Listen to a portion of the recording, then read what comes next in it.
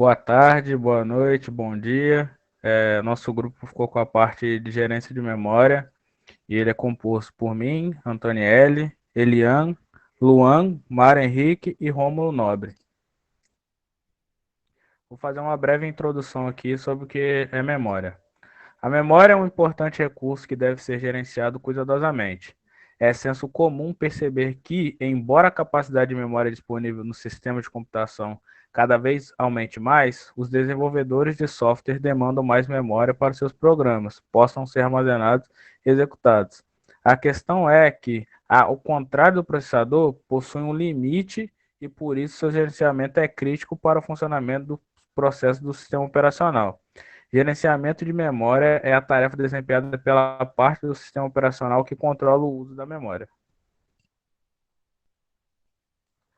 A maioria dos computadores trabalha com o conceito de hierarquia de memória, possuindo uma pequena quantidade de memória cache, que é muito rápida, uma quantidade de memória principal, que é a memória RAM, e uma quantidade muito grande de memória de armazenamento de disco, que é o HD, considerada lenta. É função dessa parte do sistema operacional conhecer quais regiões da memória estão em uso e quais não estão sendo usadas, alocar memória para processos quando eles necessitam e deslocá-los quando os processos terminam de ser executados, gerenciar o swap entre a memória principal e o disco quando a memória principal não for grande o suficiente para comportar todos os processos.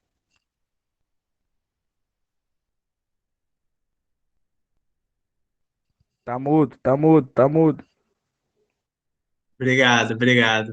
A alocação contígua. A alocação contígua é feita de forma a armazenar um arquivo em blocos sequencialmente dispostos, permitindo ao sistema localizar um arquivo através do endereço do primeiro bloco e sua extensão em blocos. O acesso é feito de maneira simples e de forma sequencial. Nesse tipo de alocação, o disco é visto como um grande vetor, com segmentos ocupados e livres. O problema desse tipo de alocação é que quando um arquivo é criado com N blocos, é necessário que ele exista uma cadeia de N blocos livres, de forma sequencial. Exemplo, se um arquivo é criado com 10 blocos, é necessário que a cadeia tenha 10 blocos livres. O problema da alocação contígua é a fragmentação dos espaços livres, causado pela criação e eliminação constante de arquivos que fazem surgir espaços vagos com o tempo. O problema da fragmentação pode ser contornado através de rotinas que reorganizam todos os arquivos no disco de maneira que só existe um único elemento de blocos livres. Técnicas usadas para desfragmentar e definir onde será alocado o arquivo é a first fit, a best fit e a worst fit. Será apresentado logo a seguir. A desfragmentação busca solucionar o problema da fragmentação, realocando os arquivos no disco de maneira que só exista um único segmento de blocos livres. A desfragmentação é lenta e deve ser realizada periodicamente. Técnica de overlay. A técnica de overlay foi a primeira a usar o conceito de mover partes do processo entre o disco e a memória principal, que acabaria por gerar as modernas técnicas de gerenciamento de memória, onde a divisão dos modos é totalmente transparente para o usuário. O overlay utiliza o conceito de sobreposição, ou seja, a mesma região da memória será ocupada por modos diferentes do processo. Neste caso, um programa que exceda o tamanho da memória disponível para o usuário é particionado em segmentos de código de overlay, que permanecem no disco até que sejam necessários, quando então são trazidos para a memória e alocados a um espaço pré-determinado pelo usuário quando a construção dos módulos é executável. Na estrutura de overlay, o módulo fica sempre residente na memória, o módulo raiz ou módulo principal. E os demais são estruturados em uma árvore hierárquica de modos mutuamente exclusivos em relação à sua execução, colocados lado a lado em um mesmo nível de árvore, de modo que o mesmo espaço possa ser alocado por mais de um módulo, os quais permanecem no disco e serão executados um de cada vez por meio dos comandos de chamada, as call. Aqui é um exemplo de como funciona as técnicas de overlay. A área do usuário, né, e vamos supor que existem três modos: o módulo principal, e os outros dois modos, o 1 e o 2. O módulo principal é alocado na memória e o restante da área do usuário constitui a área de overlay. Durante a execução do programa, o módulo principal necessita de uma função do módulo 1. Para acessar ela, o módulo é carregado na área de overlay. Continuando a execução, o módulo principal referencia o módulo que carrega a área de overlay, sobrescreve o módulo 1. Ou seja, elas vão serem alocadas no mesmo ponto, no mesmo lugar na área de overlay, sendo substituída e sobrepostas, né? Vou estar falando sobre alocação particionada, estática e a dinâmica. A coisa em comum que tem entre a estática e a dinâmica é que a memória é dividida em partições, que são divisões da memória que vão estar contendo toda a memória que os processos vão utilizando. Especificamente, a alocação particionada estática tem a característica de ser realizada antes da execução do processo ou durante a configuração do sistema. Isso significa que essa divisão da memória vai ser realizada logo quando o programa for executar ou quando for inicializar o sistema. Aí já vai ser, isso vai ser feito logo no começo. E a memória é dividida em partições, né, que são essas divisões. A última característica é que as partições possuem tamanho fixo, mas não necessariamente o mesmo tamanho entre si. No caso, o tamanho das partições não muda, ele é fixo. Mas o tamanho delas podem ser diferentes entre si. Pode ter uma partição com um tamanho maior, por exemplo, 2 megas, outro de 4 ou de 5. Aí por aí vai. Agora pode passar. As vantagens e as desvantagens. A primeira vantagem é que ela tem uma fácil implementação. A forma de gerenciar a memória mais simples. E também a vantagem é que ela tem um menor overhead, que é o uso exagerado dos recursos para poder fazer uma computação de alguma coisa mais indiretamente. E a desvantagem é que ele tem um desperdício de espaço, ou seja, cada partição ela fica um espaço faltando. Se o programa não utilizar aquele espaço, ele vai ficar lá sendo desperdiçado e não vai poder ser usado por outro processo. E tem a fragmentação interna e externa. A interna, as duas eu vou estar explicando mais aprofundadamente por causa no próximo slide, mas basicamente a interna, ela tem quando um programa, toda a partição ela pertence àquele processo, e o processo ele não ocupa toda a partição, mas a partição toda é dedicada àquele processo, então tem um espaço vazio que não é utilizado.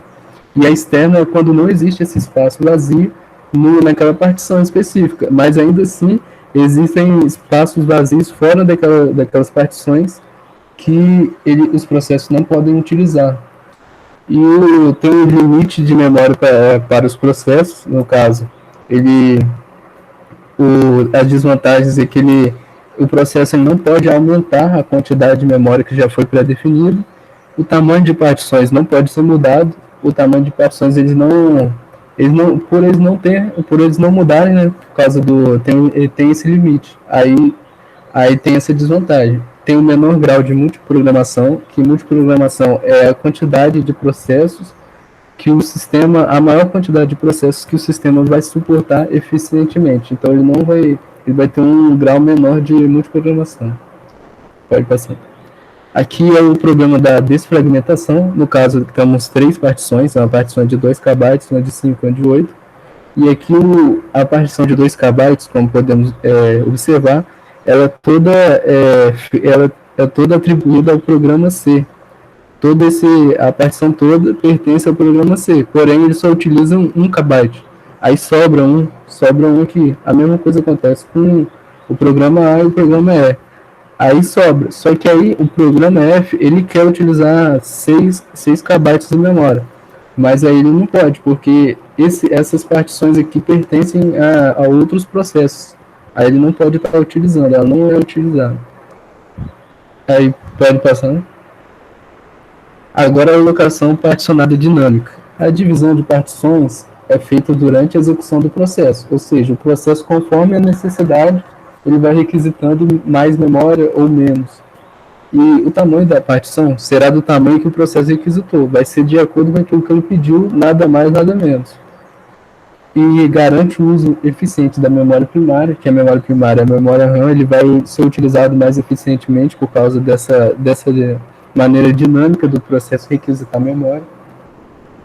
O número de partições não é fixo e depende do número de processos e do tamanho da memória primária. No caso, a quantidade de cada processo ele vai ter uma partição e o limite é o tamanho da memória primária e o número de processos, porque o tamanho da memória primária ele não pode passar o tamanho físico da memória RAM e cada processo vai ter uma partição. Então, se tiver muito processo, vai ter a mesma quantidade de partição para cada processo. Pode avançar. As vantagens e as desvantagens. Ele resolve o problema da fragmentação interna. No caso, uma partição dedicada a um processo não vai ter um espaço sobrando. Ele não tem restrição no grau de multiprogramação, por causa da maneira mais eficiente, ele tem mais, podem ser alocados mais processos naquela memória, sem a limitação do tamanho dos processos. Os processos ele não tem uma limitação, a não ser a física mesmo do sistema. E as desvantagens da alocação particionada dinâmica. É mais difícil a sua implementação e ocorre a fragmentação externa, que no caso ele vai, por mais que a partição ela tenha todo o conteúdo necessário para aquele processo específico, ainda sobram pequenos espaços vazios que o programa não vai poder utilizar. Aí pode passar. Aqui é o esquema, como funciona. O programa A, C e D, ele vai requisitar, eles vão estar em fila que eles vão requisitar aquele espaço vazio, e cada programa ele vai ter uma partição exatamente do tamanho que cada programa exigiu, não vai ter mais ou menos. Aí vai sobrar aquele espaço de 1 KB. Aí pode avançar. Esse aí é o problema da fragmentação externa, porque por mais que a partição ela esteja do tamanho exato que o programa necessita, que no programa C ele precisa de 1 KB, ele usa isso tudo. Ele ainda sobra uns espaços vazios entre cada partição, e o processo D ele não pode utilizar nenhum desses espaços vazios, porque eles não satisfazem o tamanho necessário, que é o 6 KB. Aí pode avançar. A solução, tem 2 soluções possíveis. A solução seria, se aquele processo terminar, reunir todas as partições em uma partição grande, de 8 KB, que o processo D vai poder utilizar. A outra solução, o sistema utilizará uma reorganização de espaço livre, resultando em um bloco único de espaço livre. O que vai acontecer? Os processos, as partições que estão sendo utilizadas vão para uma organização para cima, assim, e o espaço livre vai ficar separado. Então vai sobrar um espaço grande para os processos irem utilizando.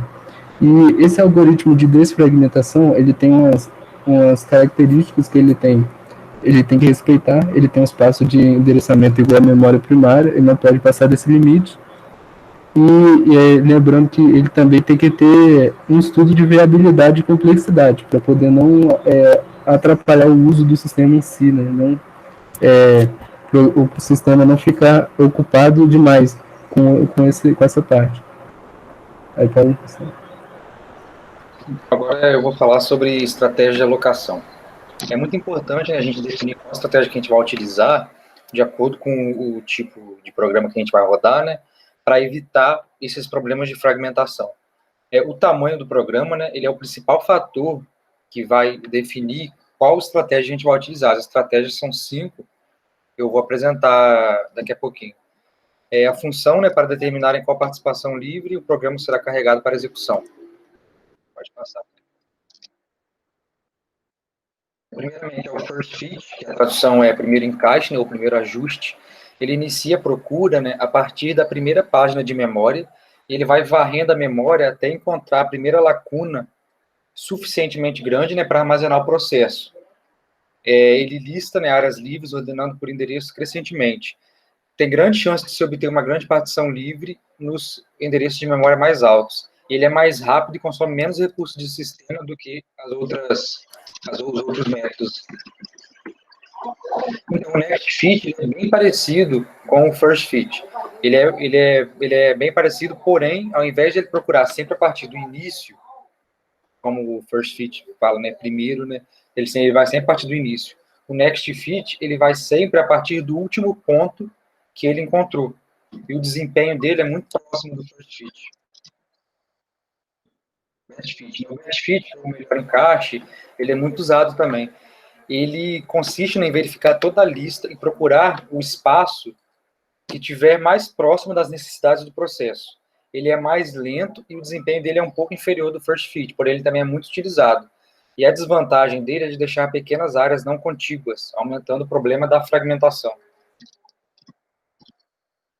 O Worst Fit, o pior ajuste, ele pega sempre o maior espaço possível, né? No caso do Best Fit, ele pega sempre o espaço que se adequa ao tamanho do processo. O Worst Fit não, ele pega sempre o maior processo possível, e por isso o desempenho é ruim. Porém, ele diminui o problema da fragmentação, deixando espaços livres maiores que permitem a um maior número de programas utilizar a memória.